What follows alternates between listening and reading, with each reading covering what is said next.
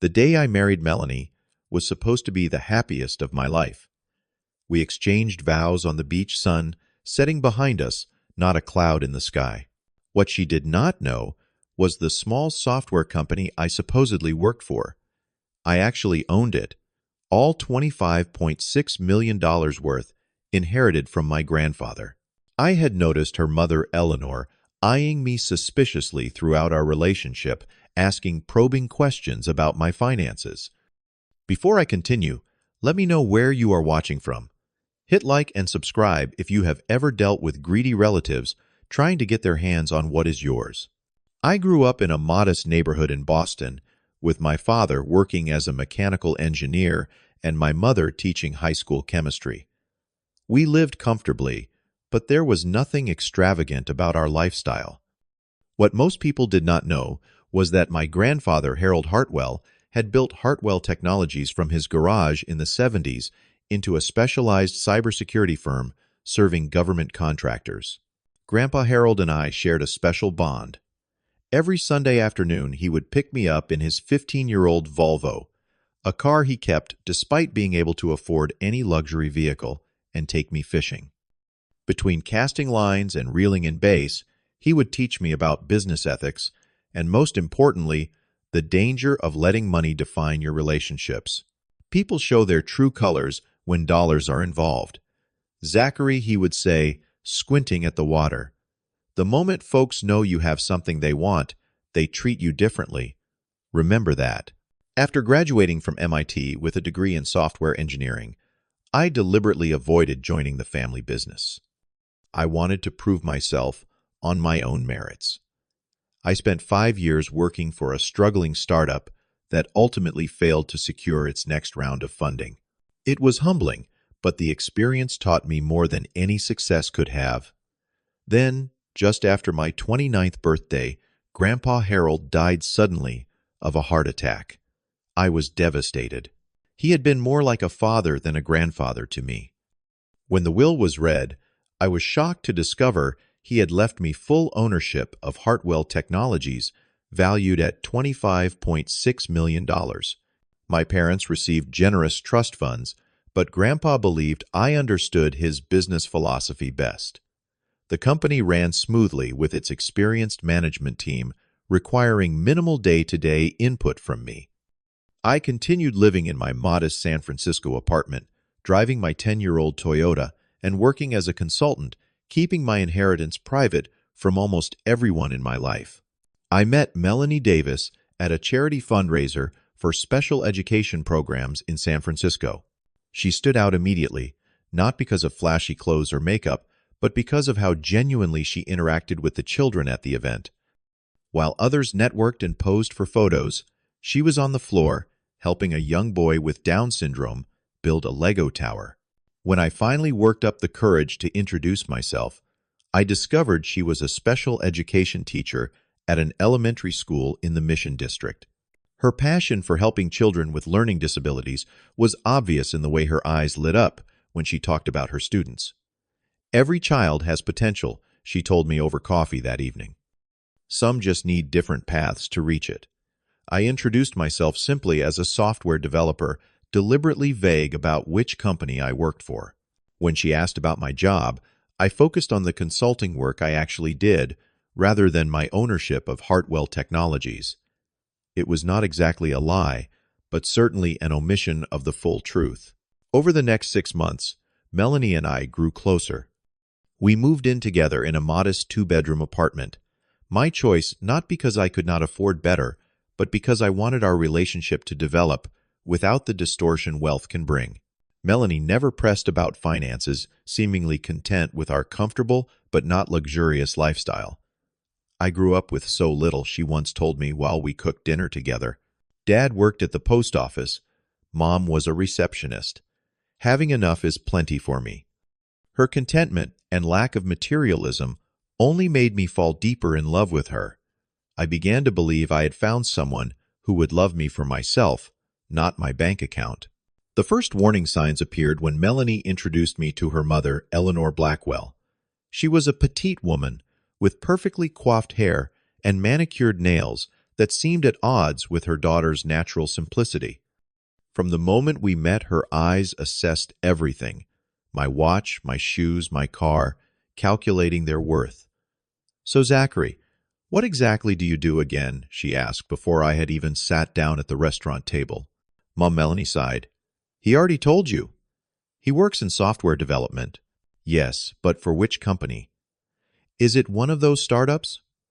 Are they public? Do you have equity?" Eleanor rattled off questions like a financial analyst. Throughout dinner, she probed about my career prospects, savings habits, and whether my family had any resources. Meanwhile, Melanie's father, Robert, barely spoke, nodding along with his wife's interrogation while studying his menu with unusual intensity. After dinner, while Melanie and Eleanor visited the restroom, Robert leaned across the table.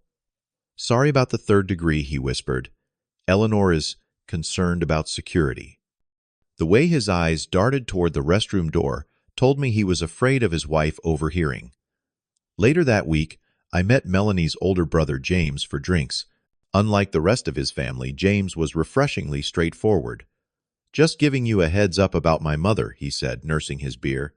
"She has expensive tastes and high expectations for who her children marry. My sister Amanda's marriage fell apart partly because of Mom's meddling." "What do you mean?" I asked. "Mom discovered Amanda's husband came from money. Suddenly, she was inserting herself into their finances, their business decisions, everything. It got ugly." I thanked James for the warning, but assured him Melanie and I were different. Still, his words echoed in my mind as Eleanor continued to find reasons to ask about my career and prospects. She frequently mentioned her former son-in-law, who apparently ran a successful real estate development company. "Such a shame about Amanda's divorce," she would say. "He was doing so well, too. Just opened a $30 million project downtown." I shared my concerns with my best friend Travis over beers one night. "Dude, you need to protect yourself," he advised. "Maybe a prenup, or at least be upfront about what you have." I considered his advice, but remembered my grandfather's wisdom. "I want her to marry me for me, not my assets," I explained. "Once we are married and settled, I will tell her everything." Travis shook his head. "Just be careful, man."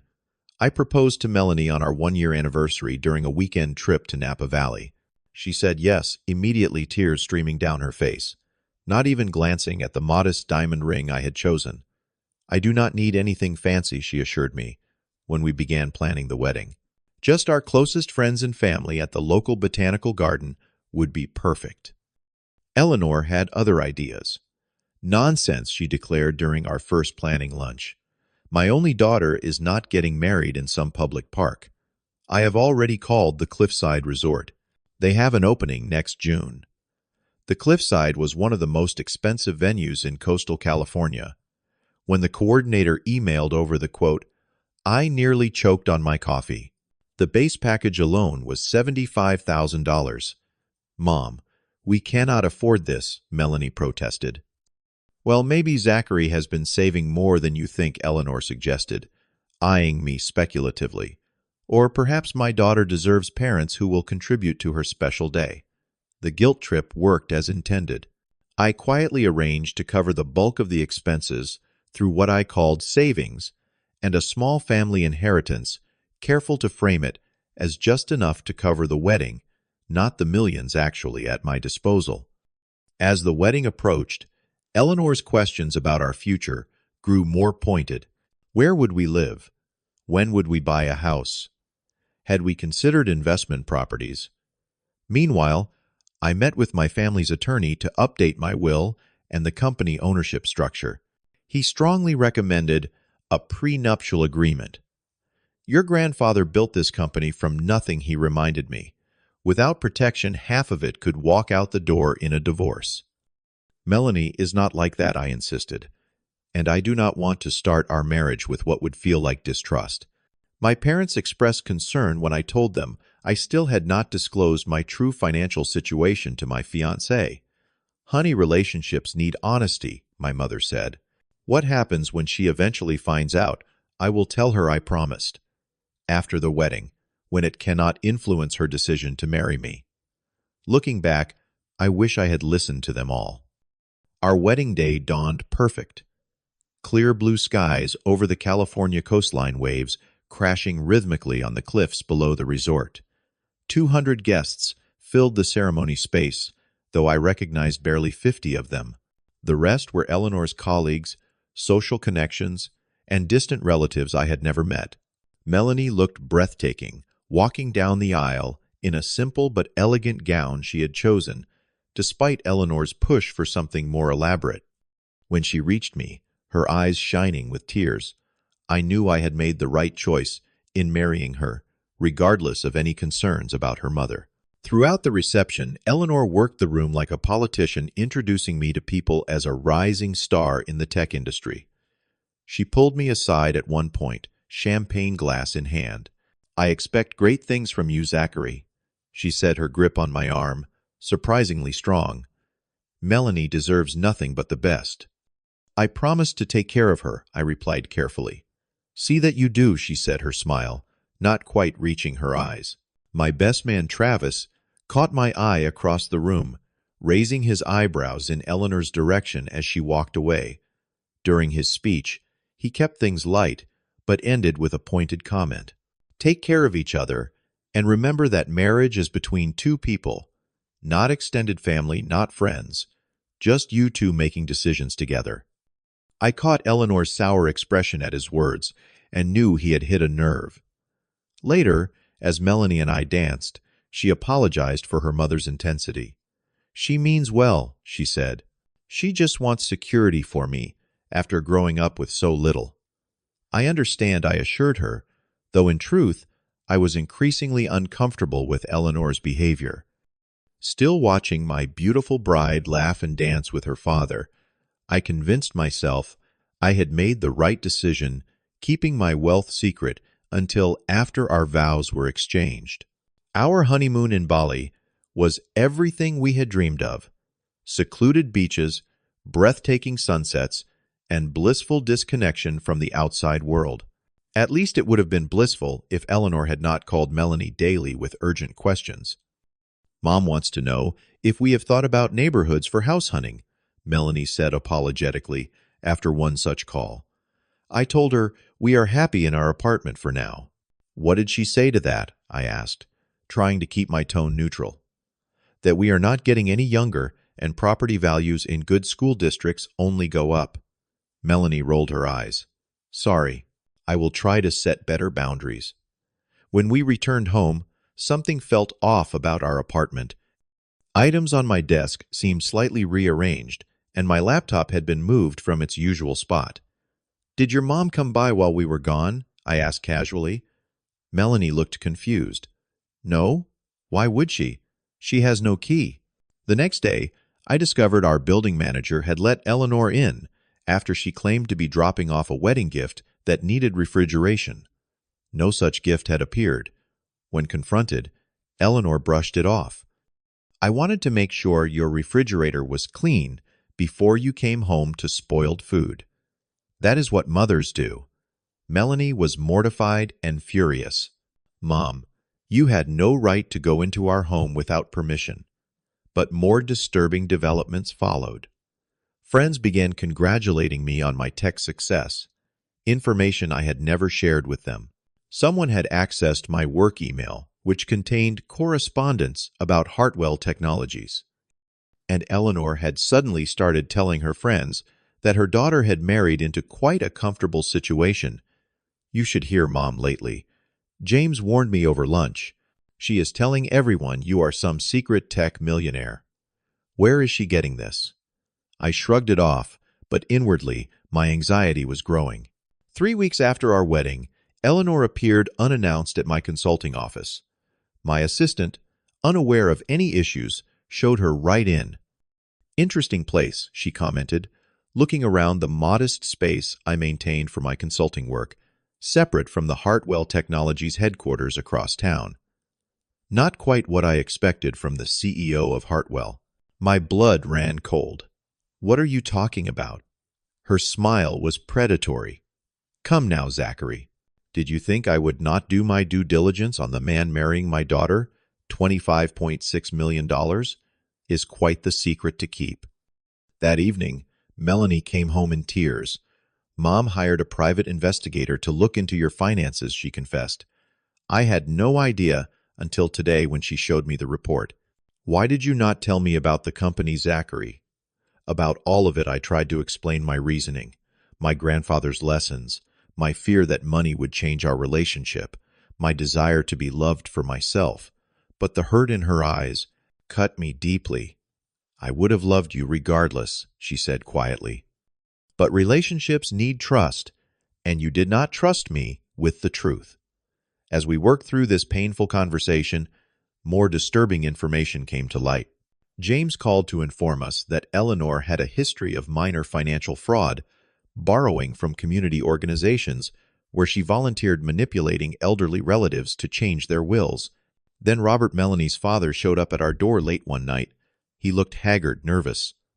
You need to know, he said in a low voice, checking over his shoulder as if afraid of being overheard. Eleanor has gambling debts, serious ones. That is why she has been so interested in your finances. She needs about $200,000, or some very unpleasant people will come collecting. Why are you telling us this now? I asked. Because she is planning something, he whispered. She made calls to some lawyer friends about shareholder rights through marriage. Be careful. James later confirmed his father's warning, adding that Eleanor had orchestrated his sister Amanda's divorce after her ex-husband refused to invest in one of Eleanor's schemes. I now understood the gravity of my situation, but still had not decided how to address it with Melanie. She was caught between loyalty to her mother and the shock of discovering both my secrets and her mother's manipulations.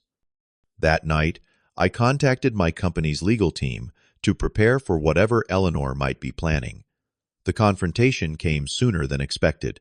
The morning after our conversation with Robert, Eleanor arrived at our apartment with two men in suits, a notary, and someone she introduced as a family attorney. I have brought a wedding gift, she announced brightly, brushing past me into our living room. Just some paperwork to secure Melanie's future. Melanie, still in her pajamas, looked bewildered. Mom, what is this about? It is simple, darling. Zachary has been hiding his assets from you. A $25 million company. This document simply adds your name to the ownership, as any loving husband would want. The document which she pushed across our coffee table was actually much more than that. It would have transferred controlling interest in Hartwell Technologies to Melanie, and by extension to Eleanor, as the document granted her advisory capacity. This is ridiculous, I said, pushing the papers away. I am not signing anything. Eleanor's pleasant facade cracked. You deceived my daughter. You trapped her in a marriage under false pretenses. That is fraud. Mom, Melanie gasped. Stop it right now. Be quiet, Melanie, Eleanor snapped. You have no idea how the world works. Do you think he loves you? He married you because you are simple and easy to control. Now he has to pay for his lies. I will not be pressured into signing away my inheritance, I stated firmly. And I suggest your attorney friend inform you about the legal implications of what you are attempting. Eleanor's face contorted with rage. Sign the papers, or I will destroy this marriage before it has even begun. I will make sure Melanie knows exactly what kind of lying, manipulative man she married. I think she can already see who the manipulative one is, I replied. Melanie stood, frozen tears streaming down her face as the full magnitude of her mother's betrayal became clear. Get out, she finally whispered to Eleanor. Get out of our home right now. You ungrateful child, Eleanor hissed. After everything I have done for you, what have you done except try to use me as your personal ATM? Melanie's voice grew stronger. Did you even want me to be happy? Or was I just your ticket to financial security? For the first time, Robert spoke up from the doorway where he had been silently watching. That is enough, Eleanor. We are leaving. Now. Eleanor turned on him viciously. You spineless fool. You have never had the courage to. 27 years was enough, he interrupted. The divorce papers are being delivered to the house today. Come or do not, but I am done. The look of shock on Eleanor's face would have been satisfying under different circumstances. As it was, I felt only sadness for the family being torn apart in my living room. After everyone left, Melanie collapsed on the couch sobbing. I cannot believe any of this is happening, she whispered. I did not know who my mother really was, and I did not know who you really were either. We spent hours talking that day, more honestly than we ever had before. I explained everything about my inheritance, my grandfather's teachings, and my fears about wealth-corrupting relationships. I should have trusted you with the truth I admitted. I was wrong to keep something so significant from you. And I should have seen who my mother really is, she replied. All those years of controlling behavior, pushing me towards successful men, criticizing every choice I made that did not align with her plans for me. Later that day, James arrived with more disturbing information. He had found evidence that Eleanor had systematically sabotaged his sister Amanda's marriage when her husband refused to invest in a real estate scheme Eleanor was promoting. She did the same thing to you that she did to Amanda, James explained. Only worse this time because the stakes were higher. We also learned the full extent of Eleanor's financial troubles.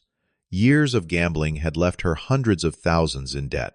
The luxurious lifestyle she projected was funded by credit cards, loans from friends, and money siphoned from Robert's retirement accounts.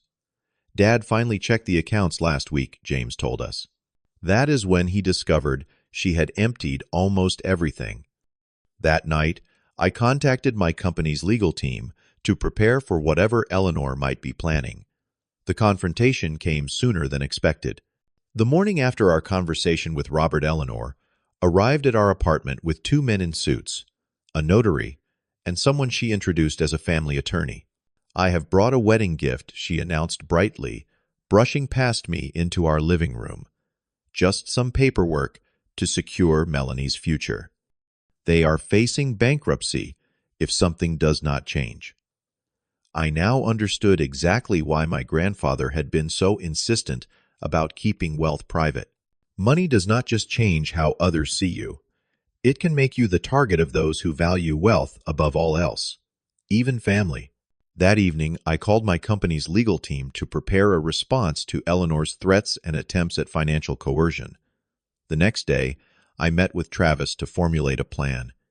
Amanda says Mom did exactly the same thing, Melanie reported back, her voice hollow. When her husband refused to invest in Mom's friend's business, she started spreading rumors that he was cheating access their finances without permission, even tried to convince Amanda to divorce him and go after his family. Money. Meanwhile, my legal team was building a case that would shut down any further attempts by Eleanor to access Hartwell Technologies. I had no intention of pressing charges if it could be avoided. That would only hurt Melanie more, but I needed protection from future manipulation. Melanie was struggling with the dual betrayals, her mother's true nature and my financial deception. She temporarily moved into our spare bedroom, needing space to process everything. I do not blame you for protecting yourself, she told me. I understand why you did it, especially now, but I need time to rebuild trust. I respected her boundaries while continuing to be completely transparent about everything, my finances, the company, the legal preparations. I showed her the updated will I had prepared before our wedding, which left her well provided for, regardless of what happened between us. I never wanted your money, she said, examining the document, but I deserved the truth. You did, I agreed, and you will always have it from now on. After a week of preparation, I invited the entire Blackwell family to a meeting at my attorney's office. Eleanor arrived looking confident, flanked by her own lawyer. Robert and James came separately, sitting far from Eleanor. I hope this means you have reconsidered my proposal. Eleanor began smoothly. Not exactly, I replied. My attorney displayed a presentation outlining everything we had documented, the unauthorized apartment entry, the private investigator illegal in how he obtained certain information, the attempted coercion, and evidence of her previous manipulation of Amanda's marriage. This constitutes a pattern of fraud, harassment, invasion of privacy, and attempted extortion, my attorney explained calmly. Eleanor's smug expression faltered. You cannot prove any of this. In response, we played recordings James and Robert had provided of Eleanor discussing her plans to get control of Zachary's assets and admitting to her financial desperation. You recorded me, Eleanor gasped, looking at her husband and son. My own family betrayed me. You betrayed yourself. Mom, James said quietly. And all of us repeatedly for years. The evidence was damning. Eleanor's attorney whispered urgently in her ear, clearly advising her to back down. Here is what is going to happen, I said, sliding a document across the table. This is a cease and desist order. You will have no contact with me or Hartwell Technologies. You will not attempt to access our financial information again. You will not spread rumors or attempt to damage my reputation or business. Eleanor's face was ashen as her attorney confirmed the seriousness of her situation. And if I refuse, then we file the police report that is currently sitting in my desk drawer detailing your actions, which includes several prosecutable offenses. Robert spoke up, his voice, stronger than I had ever heard it. It is over, Eleanor. I have already filed for divorce. James, Amanda, and Melanie have all made their positions clear. You need help, not access to more money to gamble away. Eleanor looked around the room, seemingly realizing for the first time that she had no allies left. Her carefully constructed facade cracked completely. What am I supposed to do? She asked suddenly, sounding small and frightened. I have nothing. Despite everything, I found myself pitying her. The gambling debts, I said after a moment. I am willing to help with those on two conditions. First, you enter a treatment program for gambling addiction. Second, you respect the boundaries your family is setting, including mine with Melanie. It was not the outcome Eleanor had planned, but faced with legal consequences and family estrangement, she reluctantly agreed. The months following that confrontation were difficult for everyone, especially Melanie. She struggled with guilt over her mother's actions and lingering hurt over my deception. I feel like I do not know who to trust anymore, she confessed during one of our many long talks. Everything I thought I knew about my family was wrong. We began seeing a marriage counselor, working through the trust issues from both sides. Gradually, the wall between us started to come down. Meanwhile, Eleanor entered a residential treatment program for gambling addiction. Reports from the facility indicated she was resistant at first, but eventually began engaging with the process. Robert proceeded with the divorce, starting a new life with a sense of freedom he had not experienced in decades. James and his sister Amanda rebuilt their relationship with Melanie, the three siblings finding strength in their shared experience and determination not to repeat their mother's patterns. Slowly, Melanie moved back into our bedroom. We established new rhythms of honesty and openness. I began introducing her to aspects of Hartwell Technologies, and she showed genuine interest in the charitable foundation attached to the company. I think I could do some good there, she said one evening.